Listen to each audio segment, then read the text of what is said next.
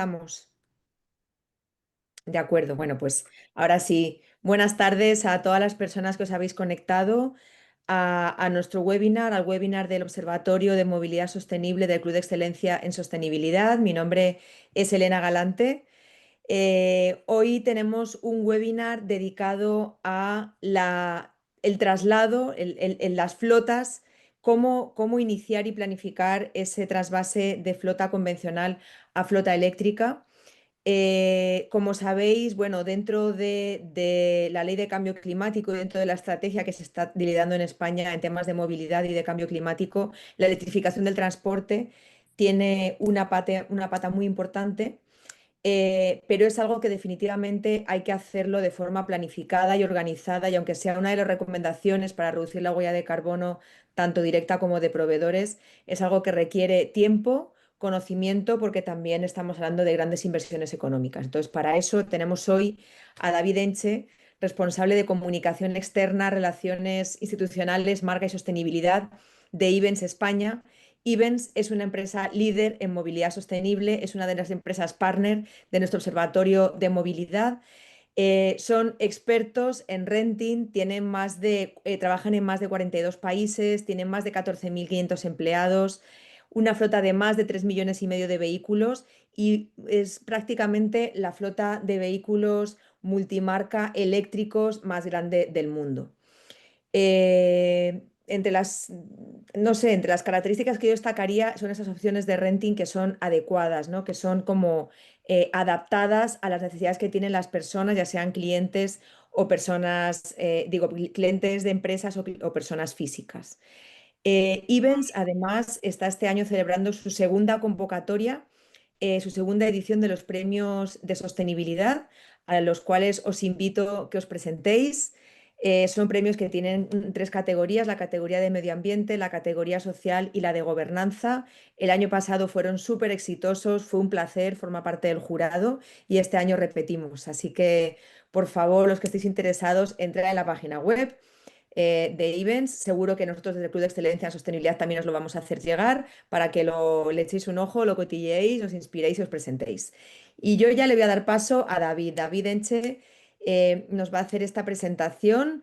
Nos decía que tenían una que no encuentran, está en las nubes de las presentaciones, pero no importa, David, porque lo que importa hoy es tu experiencia como líder de este proceso y el conocimiento que tenéis. Así que te doy la palabra y muchísimas gracias por acompañarnos.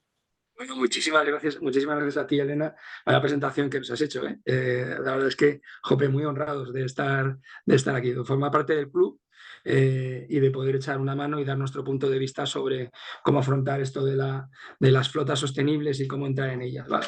Em, eh, no sé muy bien cómo empezar, no sé muy bien cómo empezar hasta que me he acordado que acaba de salir una cosa que se llama Ley de Movilidad Sostenible, que es la que marca un poco el camino, digamos, de cierta obligación en el futuro a que las empresas, especialmente las grandes, perdón, es que está por aquí, tengo a mis perras hoy conmigo y vienen a saludar de vez en cuando. Bueno, ahora ya está.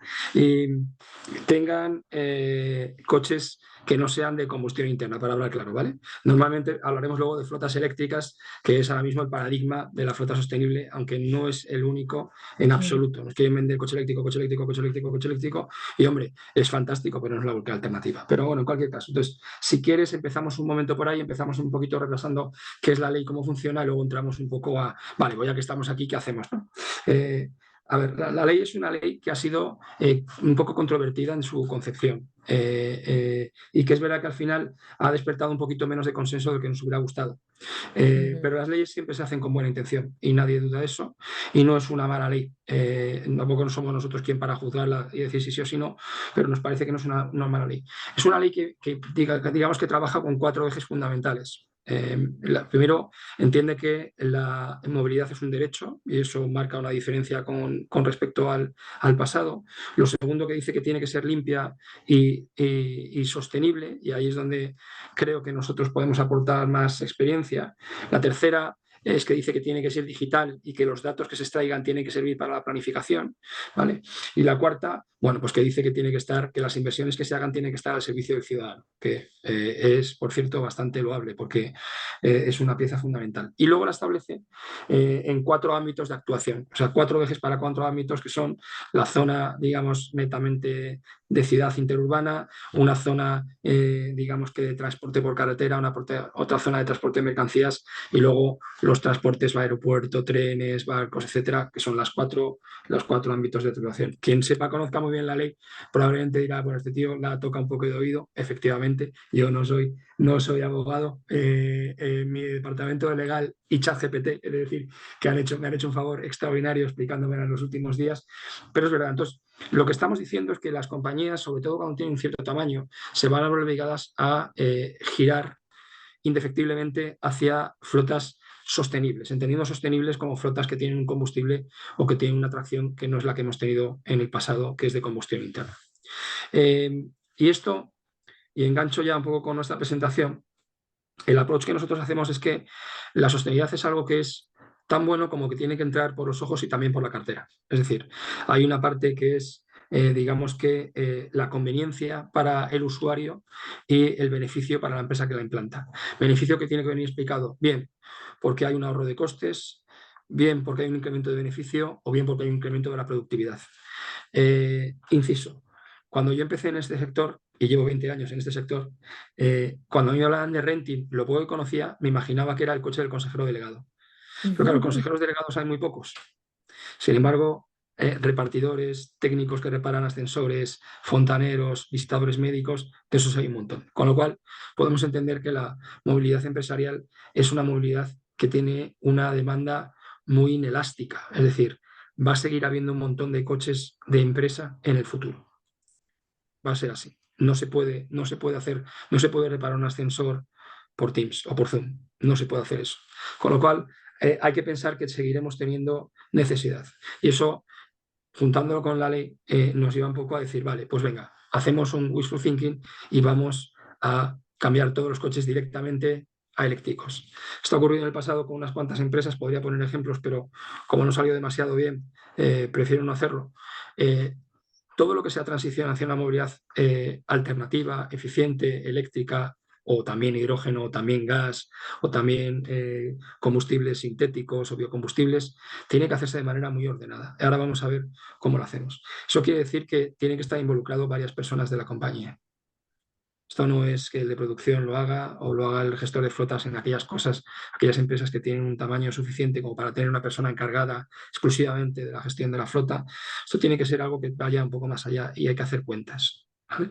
Nosotros nos dimos cuenta de esto hace ya años y lo que hicimos fue tratar de idear una metodología para aproximarse a la electrificación de flotas. Sirve también para el resto de combustibles, pero digamos que como lo que está ahora mismo en boca de todos, en boga es el coche eléctrico, centrémonos ahí, ¿no? Y son 5 pasos, que bueno, que en realidad son 6, como diría al final, son 5 pasos porque no se puede hacer en menos. No se puede acortar, no se puede hacer electrifico y ya está, porque luego al final hay alguien que está revisando los costes y las flotas cuestan dinero y tienen que proporcionar una productividad. Con lo cual, si me permitís que comparta pantalla, voy a compartir lo que creo que es, vale, esta es la presentación que nunca existió, ¿vale? Y de la que hemos rescatado un prototipo, ¿vale? Esto voy a poner por aquí y esto está aquí, ¿vale? Entonces, como veis ahí, hay 5 pasos. Olvidaos un poco de la parte de arriba, que es una nomenclatura un poco interna, pero hay 5 pasos para electrificar una flota, o lo que nosotros entendemos, o el éxito de nuestros clientes que han electrificado siguiendo este proceso, que esta también es, hay que decirlo. El primer paso es entender que no todas las actividades son electrificables. No todo se puede electrificar. No todo se puede hacer con hidrógeno. Con independencia que tuviéramos una estructura de recarga, pudiéramos asumir los costes, etcétera. De momento, eso viene más adelante. De momento, no todo se puede electrificar por el uso del vehículo, por la intensidad de uso durante el día, por la productividad o por el nivel de actividad constante que tiene el vehículo. Simplemente hay actividades que no se pueden electrificar. Hay muy pocos ejemplos de tractores eléctricos. Es cierto que nosotros no hacemos tractores, pero por ejemplo, es difícil electrificar vehículos con una gran cantidad de kilómetros al día en carretera. Es complicado, no se puede.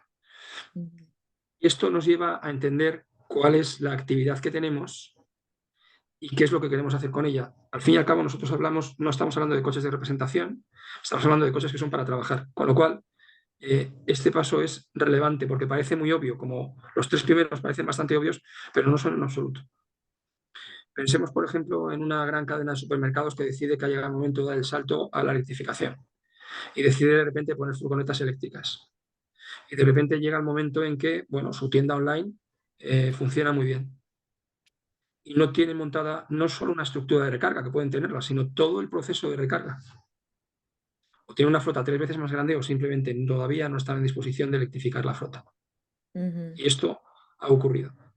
O hablemos de un laboratorio farmacéutico que decide de repente que todos los visitadores médicos tienen que llevar coche eléctrico desde el momento uno.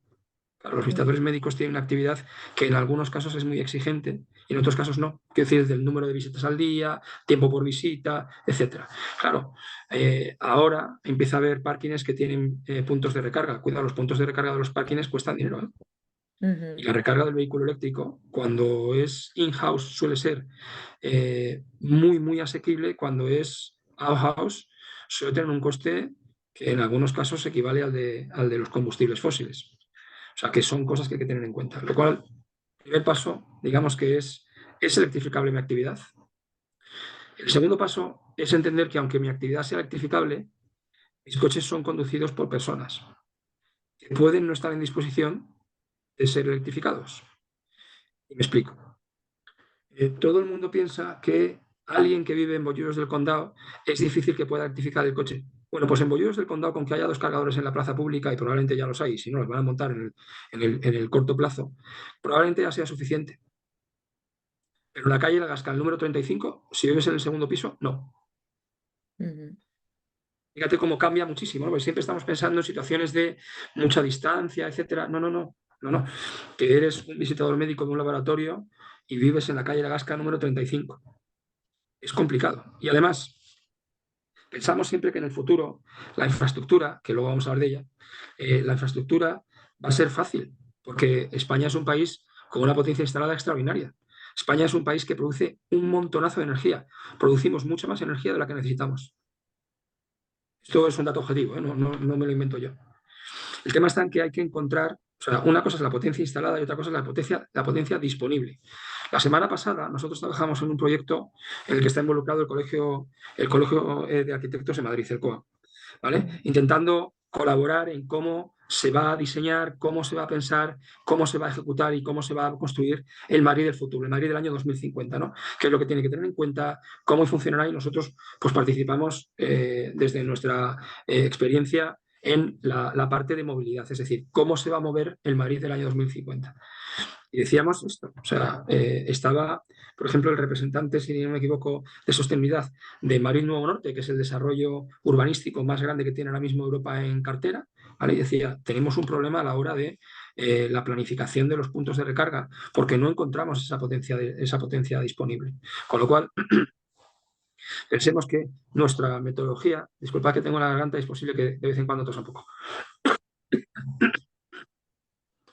nuestra metodología consiste en preguntar dentro de nuestro cliente al que estamos haciendo este proyecto, es un proyecto de consultoría, preguntar conductor por conductor, hacerle una encuesta para entender hasta qué punto él o ella es electrificable. Y en ese caso podemos avanzar.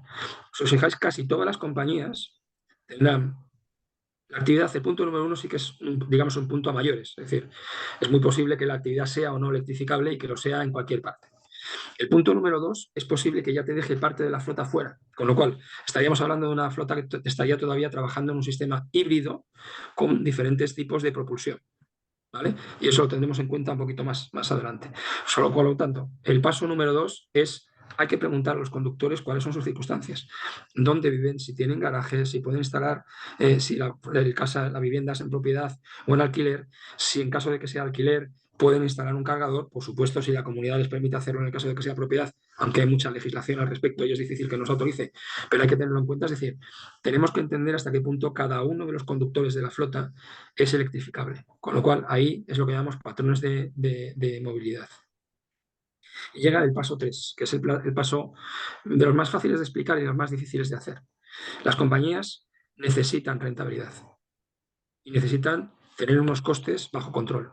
Hay una cosa que se utiliza en el sector, en la automoción en general, aunque las empresas de movilidad usamos con más frecuencia, que es el TCO, que son las siglas de Total Cost of Ownership, que es el coste total de movilidad, o coste total de operación o de posesión. Bueno, nos gusta llamarlo de movilidad.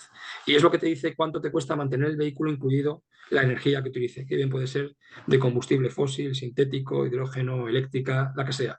¿Cuánto cuesta operar esa flota? Con lo cual, lo que le decimos al cliente, y el cliente, por otra parte, discúlpame, suele tener una estrategia en la que la descarbonización y la eficiencia tienen un peso.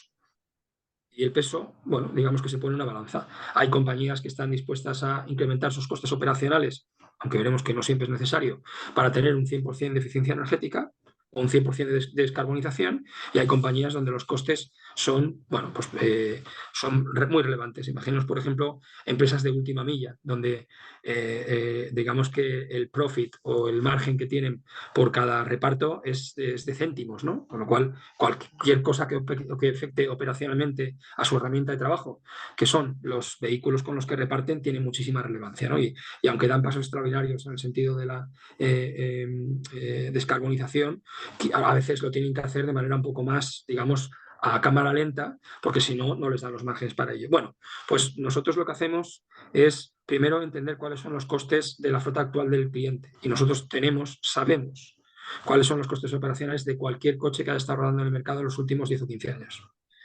Es una base de datos que tenemos nosotros y que sabemos. Date cuenta que Aves no lo ha dicho, Aves tiene 3,2 millones de coches en el mundo y en España estamos aproximadamente en el cuarto de millón de coches. Este año, arrancamos la semana que viene, si Dios quiere, estamos celebrando nuestro 40 aniversario, es decir, que nacimos en España en el año 1985 y durante el próximo año estaremos celebrando, digamos que nuestros 40 años. Vale, pues hay un histórico, es decir, yo soy capaz de entender cuánto cuesta operar la flota de vehículos de mi cliente, incluso cuando todavía no son clientes efectivos. Alguien que me ha pedido que le haga el estudio para ver si efectivamente interesa o no interesa hacer una flota eléctrica, ¿no? Entonces, soy capaz de hacer eso. Lo segundo que soy capaz de hacer es ayudarle a entender qué parte o ayudarle a interpretar su propia estrategia o cuánto tiene que pesar el TCO y la descarbonización en su portfolio de vehículos, ¿no? Ya insisto, hay compañías que tienen perfectamente claro cuál es su estrategia y hay compañías que lo tienen un poquito digamos que más abierto. Bueno, nosotros colaboramos para darle, digamos que el mix perfecto. Pero en cualquier caso, tenemos una máquina que lo que hace es que interpreta o sabe qué vehículos pueden sustituir al vehículo que tiene actualmente, que es un vehículo que no es nuevo, con qué diferentes propulsiones y cuáles son los costes operacionales de cada una de esas opciones. De forma que planteamos encima de la mesa, ponemos encima de la mesa, oye, quiero descarbonizar en un 40% y abaratar o reducir coste en un 60%, mi objetivo está en la operativa o la eficiencia energética o en la eficiencia económica. Y nosotros ayudamos en ese paso.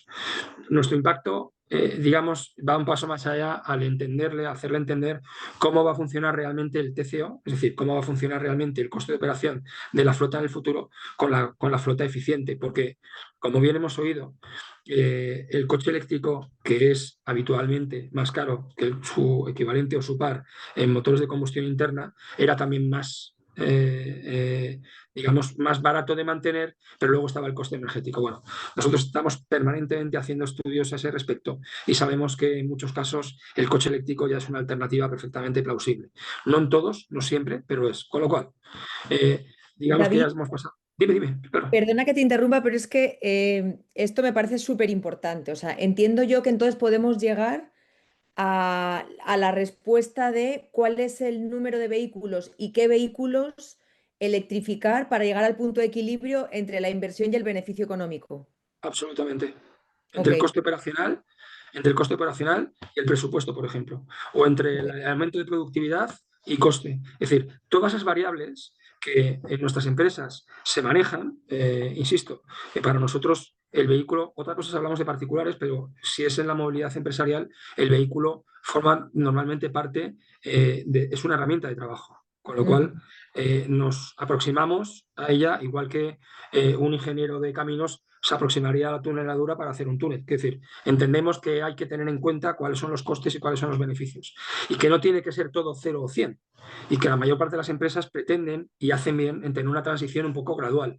Hay incertidumbre tecnológica, luego hablaremos de ello, ¿vale? Con lo cual, oye, los coches ahora mismo están muy bien, pero probablemente dentro de 5 años las baterías serán más densas, lo cual significa que serán con mucho más autonomía y además serán probablemente estarán compuestas de otros materiales y serán sensiblemente más ligeras. Fíjate lo que puede suponer eso. Nos Claro. podremos encontrar probablemente con coches eléctricos que a lo mejor tienen un coste superior al principio, como siempre, obsolescencia tecnológica o desarrollo tecnológico. Los primeros desarrollos tecnológicos siempre tienen un coste más elevado, pero tienes una autonomía de 2.000 kilómetros. ¿Te imaginas? En 2.000 kilómetros no tienes que repostar. Bueno, eso daría paso a otro cálculo de costes, ¿no? Claro, Claro. por eso decía que el paso 3 es el más sencillo o de los más sencillos de entender, pero es de los más difícil de poner en práctica, porque requiere, sí, esto aquí sí, un expertise, además basado en datos. Es decir, oye, yo tengo, me permitís que ponga un ejemplo, yo tengo un coche híbrido enchufable, ¿vale? Es un Ujú. Volkswagen. Cuando llegue el Ujú. momento de cambiarlo, en función de cuál es mi actividad y cuál es el nivel, mi ambición de descarbonización que tiene la compañía, pensará, y ahora entonces haremos nuestro propio ejercicio, si lo cambiaremos por otro híbrido enchufable y Claro. será con unas características diferentes y con unos costes diferentes, pero será la misma tecnología, o pasamos directamente a un vehículo eléctrico, donde habremos tenido que pasar por los dos primeros pasos y haremos el análisis económico o de Ujú. operación, de coste operacional, que a mí me gusta llamarlo. Si estuviera aquí mi compañero Salva, con el que hemos diseñado toda esta estrategia, que es el responsable de consultoría, le encantaría en este momento, me mandaría un abrazo fuerte porque le encanta. Evidentemente, esto es un tema de costes operacionales y de Claro. ambición desde el punto de vista de descarbonización, es decir, Claro. objetivos empresariales y costes operacionales. Es muy Ujú. relevante la pregunta, sí, sí que lo es. Gracias. Fenomenal, aclaradísimo, súper importante. Pues entonces ya está, hemos tenido los tres pasos. El paso uno, saber si se puede rectificar o no. El paso 2, saber quién puede o no puede ser rectificado. Y el paso 3, qué vehículos elegiríamos. Si son, oye, pues no, mira, voy a continuar con mis vehículos de combustión interna, no lo recomiendo, pero hay otras alternativas. Oye, pues estamos hablando. En esa máquina hablo siempre de eléctrico, pero tengo también los coches que están disponibles en el mercado de hidrógeno y tengo también los coches que estén disponibles en el mercado de gas natural, gas licuado de propano. Y luego estamos muy atentos al desarrollo de los combustibles. Ahora mismo lo que tenemos son combustibles renovables, que sabéis que están hechos con perdón y con permiso, y si hay alguien de una petrolera me sabrá perdonar, pero en el fondo es cierto.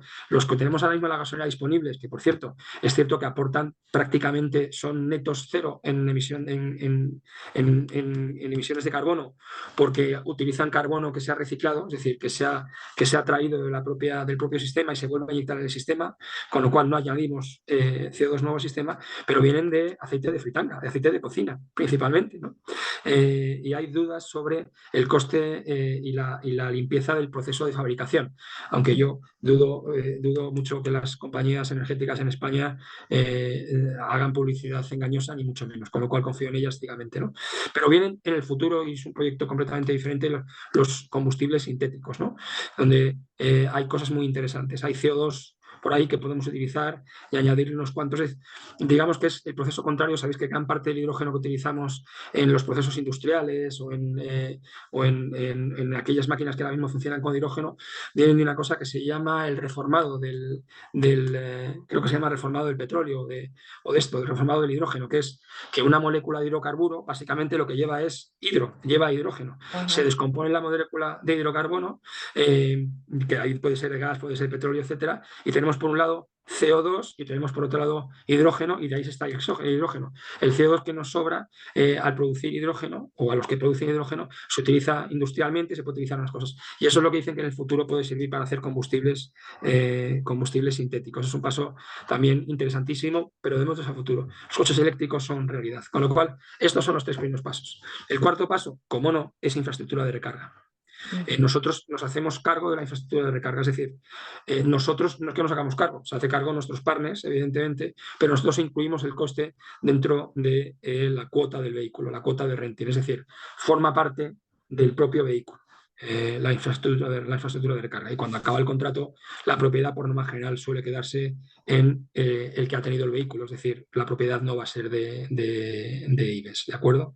Con lo cual, si me permites pequeño repaso, ya sé qué es lo que tengo, sí, qué es lo que puedo y no puedo electrificar, ya sé quién puedo y quién no puedo electrificar. El paso número 3 es ya sé qué vehículos tengo que elegir para electrificar. El paso 4 es, tengo una infraestructura de recarga, lo puedo tener en la oficina, lo puedo tener en el domicilio de los conductores, hay múltiples opciones, ¿vale? Y el paso quinto es, los vehículos eléctricos son una novedad.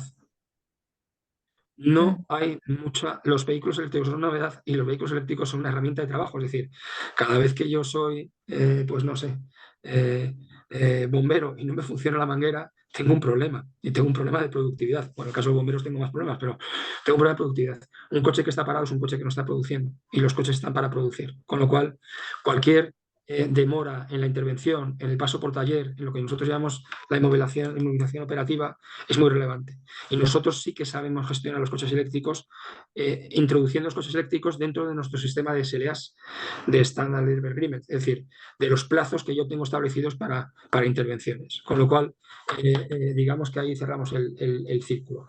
Sé lo que puedo electrificar, sé quién lo puede hacer, sé qué coche tengo que elegir, sé dónde lo puedo recargar y por último, cuando haga falta que el coche pase por taller y el coche va a pasar por taller, aunque solo sea para hacer las revisiones, el coche va a tener quien la atienda en un periodo lo más corto posible de tiempo. Porque los vehículos chinos, por ejemplo, están revolucionando el mercado, los costes son sensiblemente más abajo el coste de adquisición del vehículo europeo, pero los chinos hasta ahora no han tenido mucho éxito a la hora de montar redes de logística, infraestructura logística en sus vehículos en Europa. Están en ello.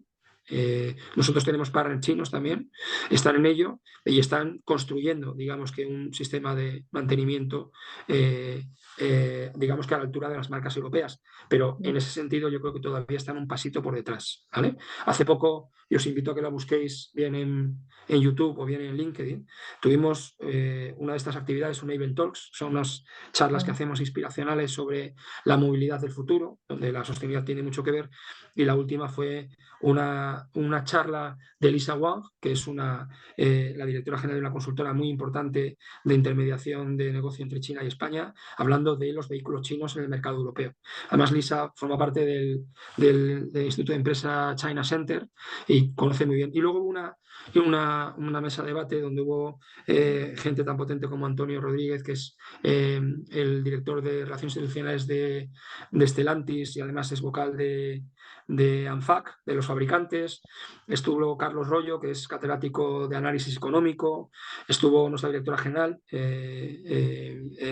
Clara Santos, y hablando un poco de cuál es el impacto que tienen los vehículos chinos. Y una de las cosas que se van a reducir es que desde el punto de vista de mantenimiento aún están un poco, logísticamente están un poquito por detrás.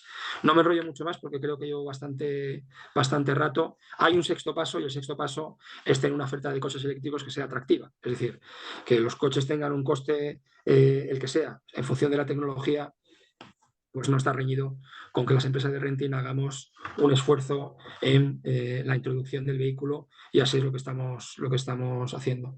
Simplemente añadir, las empresas de renting, o IBEX en este caso, es una tomadora de riesgos. Voy a dejar de compartir pantalla. ujú, Es una tomadora de riesgos. Eso quiere decir que nosotros asumimos todos los riesgos vinculados con el vehículo. No riesgos solo de operación, de que el coche garantía, etcétera, que por supuesto solo faltaría, sino que las empresas se pueden apoyar en las empresas de movilidad como IBEX para no asumir riesgo tecnológico. Es decir, el tema de las baterías va a toda castaña, me permitís la expresión. Va ujú, muy rápido, muy rápido. Es verdad que China va un paso por delante en el desarrollo de baterías con respecto al resto del mundo, con independencia que tenga las tierras raras, que esta es otra discusión que tenemos si quieres otro día. Pero tienen mucha experiencia en I+D en baterías y son los que están, digamos que, liderando no la introducción de las baterías, sino cómo van a ser las baterías dentro de 5 años. Y créeme, va a haber una auténtica revolución en el vehículo eléctrico de aquí a los próximos 5 o 6 años.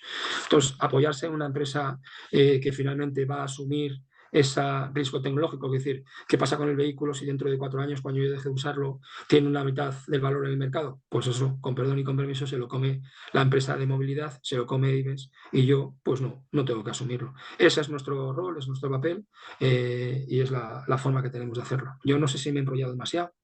No, no, no, fenomenal, David. De hecho, yo tengo una pregunta y si hay personas en el público que también quieren preguntar, que por favor levanten la mano y lo vamos administrando. Yo tengo una pregunta y es que poniéndome en la situación de empresas clientes, ¿no? Que conocemos que tienen que hacer este proceso, se acercan a vosotros, les aplicamos los 4 pasos, 5 pasos. Em, cuando el proyecto empieza a ponerse en marcha, cuáles son las principales barreras que vosotros podéis encontrar después internamente en una empresa? Bueno, a ver, carreras afortunadamente no hay muchas. Quiero decir, en el momento que una empresa decide que la electrificación, por ejemplo, es su siguiente paso, hombre, hay que pensarlo con tiempo. Por eso hacemos los 5 pasos, para que no nos pille el toro. Es decir, todo lo que sea planificar Ujú, no se improvisa, se planifica antes, ¿no? Y además es muy importante, es lo que te decía antes, es muy importante contar con dos cosas. Ahora mismo es vital, la infraestructura de recarga, tenerlo clarísimo, los costes asociados a la recarga cuando es outdoor, cuando es fuera de la casa, ¿vale? Que ujú, los tiene y hay que entender cómo funcionan, son los costes medios en el mercado, hay diferentes operadores, bueno, hay infinidad de operadores ahora mismo, se irá concentrando probablemente, pero los costes son diferentes, ¿vale? Eso por un lado, es decir, la recarga es absolutamente vital y segundo, las personas que van a conducir los coches. El coche eléctrico yo tengo que decir que el coche eléctrico es un coche que crea cierta adicción, porque te, ujú. te cambia la forma de conducir. Pero sí que es cierto que tiene sus pequeñas servidumbres, el coche tienes que dejarlo cargado.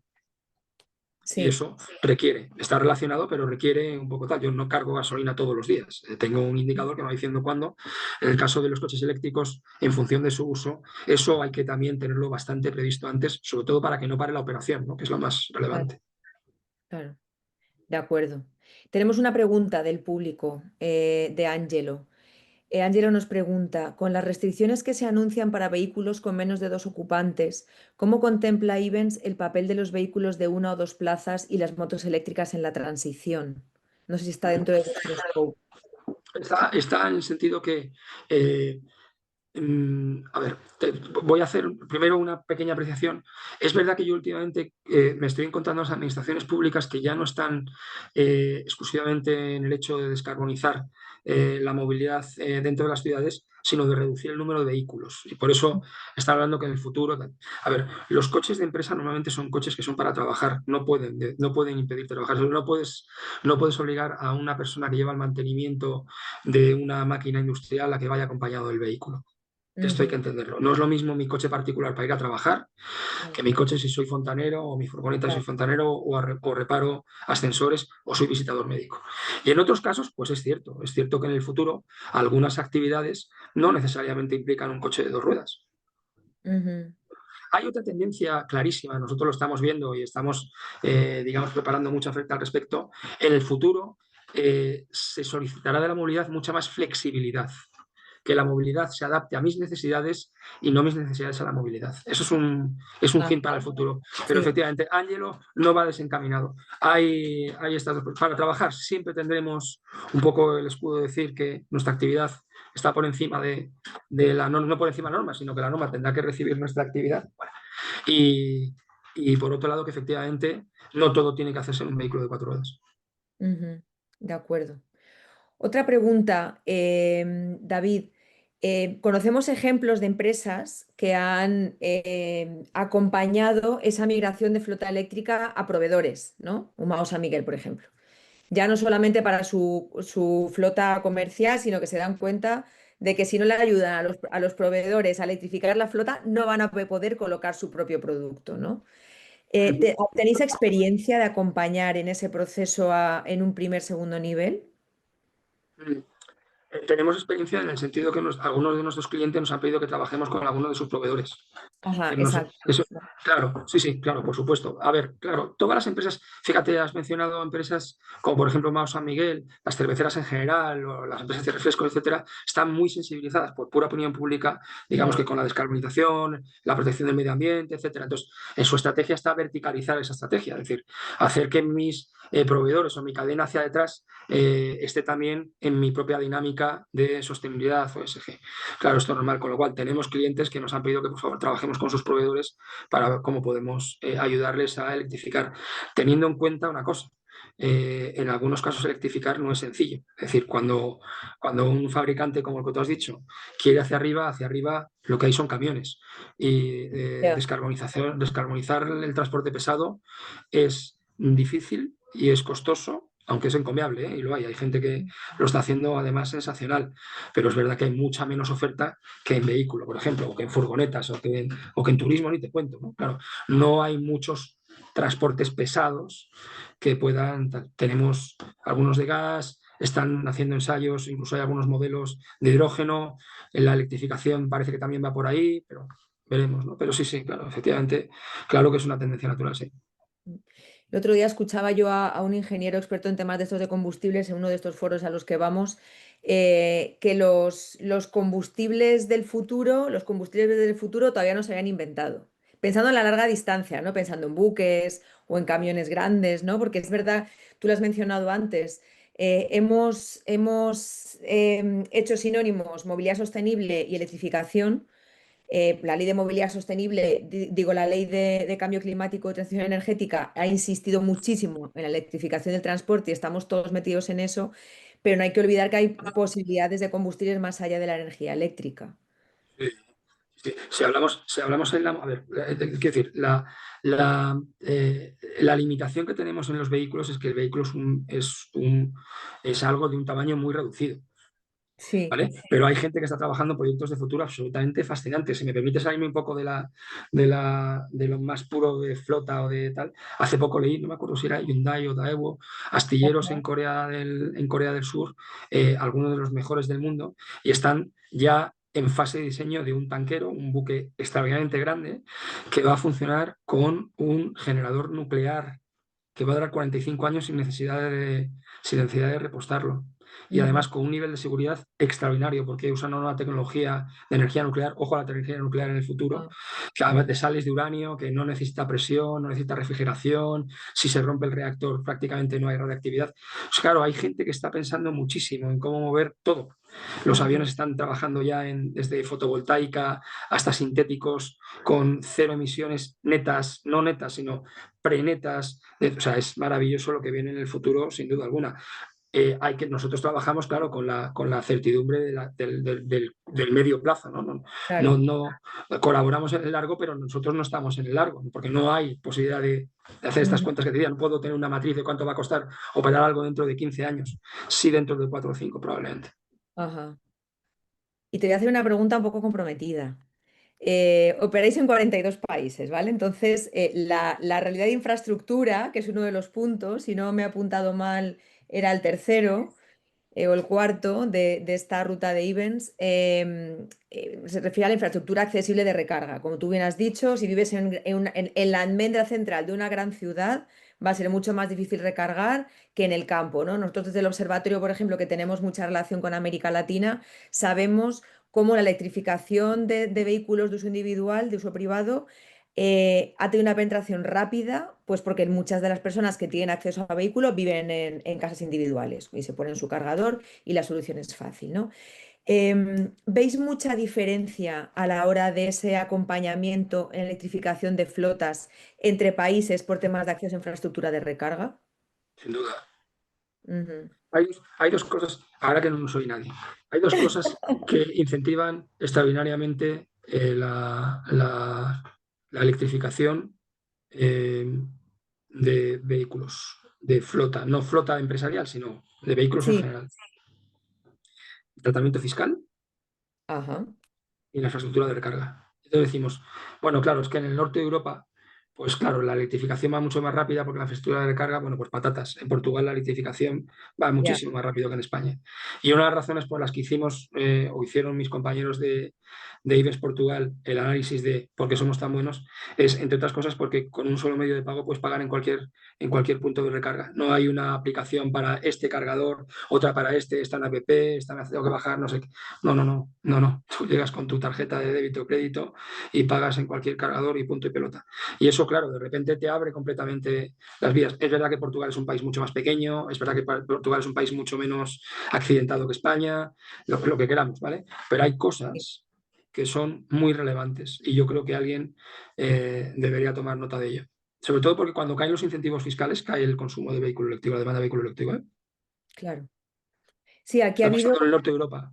ajá, experimentado, ¿no? O sea, que tenemos ayudas puntuales, pero que no llegan a tener ese vínculo con los temas fiscales, con el incentivo fiscal. Eso es. Ujú. ¿Alguien más que quiera levantar la mano? Porque yo tenía varias preguntas ahí que he ido lanzando y también recogiendo algunas Hay preguntas. una mano levantada. Sí, Voy a dar acceso. fenomenal. A ver, Yo lo estoy Beatriz, viendo. ¿puedes? Esto. Hola, Hola Beatriz. Hola, Beatriz, se te oye hola. Oh, perfecto. se me oye perfecto. Hola David, ¿qué tal? Soy Beatriz. Mira, David, yo tenía una pregunta. Cuando hablabas de que Ivens daba soporte para las instalaciones de puntos de recarga, comentábamos sobre todo el tema de la dificultad de instalar estos puntos, ¿no? Y de cobertura en lo que son los núcleos urbanos. ¿Vosotros ofrecéis también soluciones a empresas que quieran instalar pequeños hubs de soluciones de recarga en las mismas instalaciones o parkings de las Claro, empresas para claro. facilitar que la recarga se haga durante el día o digamos durante estos vehículos comerciales, ¿no? Que van haciendo rutas Sí, y que absolutamente. La pasan por respuesta es el hub, ¿no? De la empresa, claro. exacto, porque eso es también como una alternativa de no, digamos, focalizar toda la recarga en los núcleos urbanos, en las casas y, digamos, un poco descongestionar, ¿no? Esta falta de Bueno, infraestructura. y que hay muchos vehículos que no van a casa, ¿no? O sea, que hay muchos vehículos que Exacto, duermen que se en la quedan a empresa, quiero dormir decir, en las... Ujú, puesto. Sí, exacto, sí, además es súper. De hecho, yo te diría que un porcentaje muy importante de los puntos de recarga que se montan en las empresas, claro. claro, ok.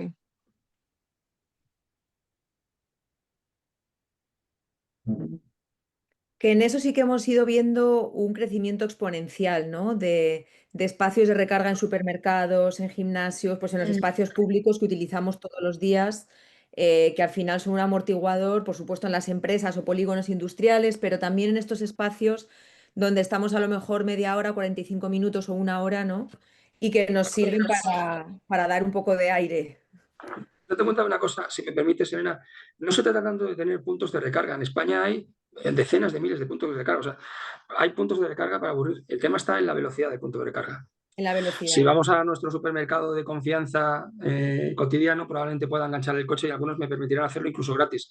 Pero claro, estoy una hora comprando y he recargado un 10% de la batería. Ya, No es operativo, eso no es de verdad, se agradece y es un claro, detalle por su parte, sobre todo el que llega en las últimas, que dice, Dios mío, voy a entrar en fase, en el modo cucaracha, como digo yo, que es cuando el coche decide que ya no puede seguir a velocidad normal y te lleva a velocidad muy reducida, entra a contar el punto, pues le viene muy bien. Pero esa no es la solución. La solución es tener puntos de recarga a una velocidad que les permita ser operativos, ¿no? ujú, de acuerdo. ¿Y los tenemos? Eso es mucho menos, claro. Ujú.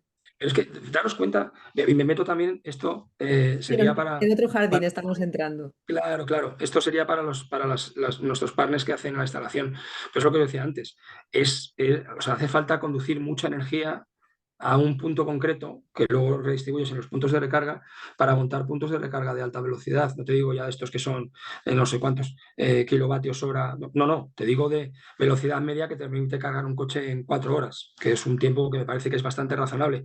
Necesitas mucha energía, o sea, necesitas infraestructura. Esto es como todo, pues hay unos plazos de adaptación, claro, que tendremos que sufrir, claro. Ujú. Ok, de acuerdo. Muy bien. Pues entonces yo, si me permites, voy a hacer como un pequeño repasito, ¿eh? Quiero hacer un repaso de dos cosas, de los 5 pasos de Ivens para la descarbonización, recordando que el primero es hacer ese roadmap de cuáles son los coches que se pueden electrificar dentro de la flota. Después, cuáles son los conductores que se pueden electrificar, los que pueden tener por dónde viven, por lo que es su día a día, por su tipo de carga, digo, o sea, por su tipo de mercancía, etcétera.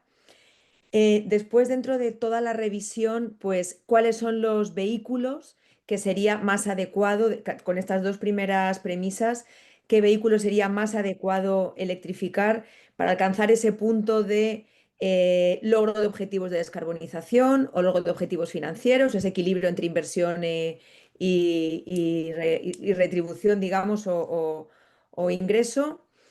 Una vez que tenemos esos tres pasos muy claros y sabemos cuáles son los coches que sí o los vehículos que sí vamos a electrificar, darles a soluciones de recarga que sean soluciones que sean fáciles, que no supongan un trámite adicional, que estén dentro de este proceso, incluso que económicamente no supongan pues una gestión extra, sino que entre dentro de este proceso de adquisición de vehículo. Y por último, una gestión y un mantenimiento que nos asegure que vamos a poder, que vamos a poder seguir utilizando el vehículo como nuestra herramienta de trabajo en el día a día, que no nos quedemos colgados porque no hay expertos en revisión y mantenimiento de un vehículo eléctrico, porque tenemos que llevarlo, como pasaba antes con algunas marcas, a una ciudad que está lejos de donde vivimos, etcétera, etcétera. Y, y después me gustaría también destacar pues como tres, cuatro, ¿no? claves que vemos que hoy son factores de impulso de la movilidad eléctrica. Por un lado, decía David, ese tratamiento fiscal económico del vehículo eléctrico que nos incentive a comprarlo.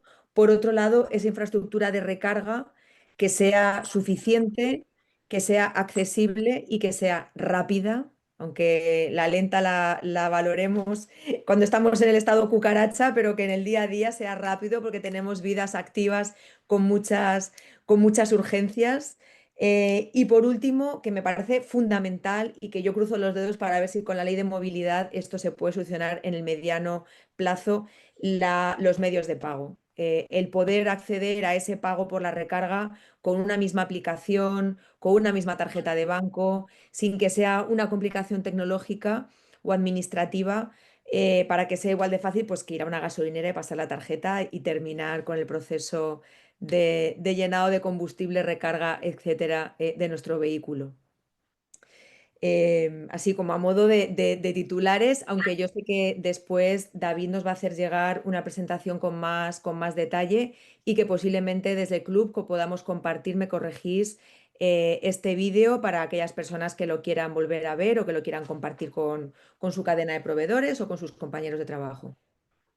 Has hecho un resumen que lo has hecho mejor que yo. Bueno, porque me lo has puesto muy fácil. Si lo llevas a ver, te dejo a ti. No, no, no, yo es que aprendo con cada webinar de las empresas socias, yo aprendo un montón. El otro día lo hablaba con una compañera de club, son muchos años escuchando a expertos, entonces al final uno logra ir reteniendo información. Pero muchísimas gracias, David.